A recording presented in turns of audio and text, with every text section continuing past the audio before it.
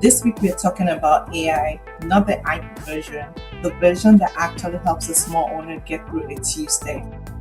Last week I told you to skip AI subscription if you don't have a clear use case for them. Fair question back.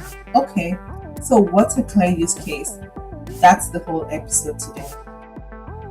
So here's the reality check up front. AI doesn't replace your judgment.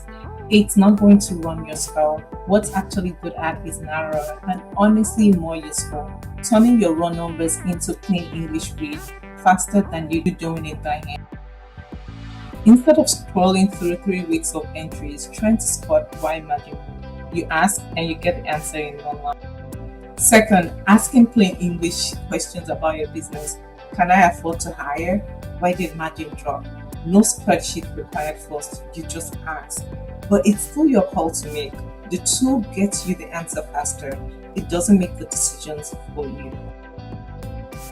Third, drafting the first version of your routine writing.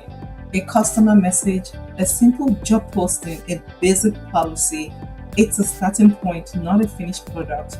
You'll still need to read it, fix it, and send it in your own voice. Now, what to skip? Novelty subscriptions with no defined daily use. Anything meant to replace a decision instead of speeding one up. And tools you only added because a competitor mentioned them. So here's one question to ask before you add any AI tool. Does this save me 10 minutes on something I already do by hand?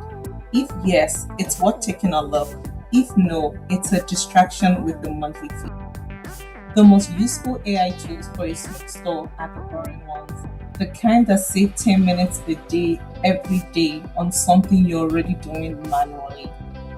If you want to see your numbers explained like that, Clarity by Margini reads your number and tells you what changed, why, without you having to interpret a spreadsheet yourself.